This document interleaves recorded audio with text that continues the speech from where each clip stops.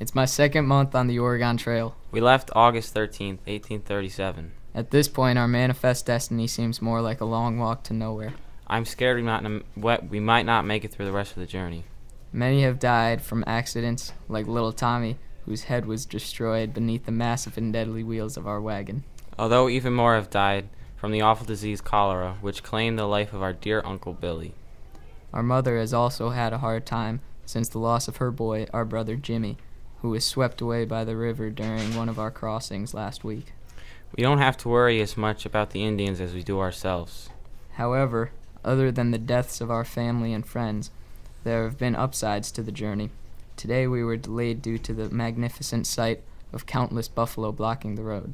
I estimated 10,000. They have been very helpful to keep us alive, too. They are an excellent source of protein if we can manage to kill one, and their pelts are majestically elegant coats. After the majority cleared the way, some of the men went out hunting the fledglings that were left behind. They came back with half a dozen the size of a wagon wheel. It was good to eat something other than bacon fat. Though we do have an immense amount of food now, water is still scarce. The only water we come by is harshly polluted and nearly impossible to get at. Usually we'll end up drinking muddy water, using a cloth as a filter. The older men have almost died from dehydration. We've gone days without water, because when water was in our possession, it went to the women and children before the men. However, at times the voyage is enjoyable, like when we sit down at the campfire after a long day walking. Sure, the bread might be only half cooked and our glasses half empty, but we spend time just relaxing with our family, joking and laughing. We might not have a lot of good things yet, but we do have a great family. However, when the sun rises, it's work time.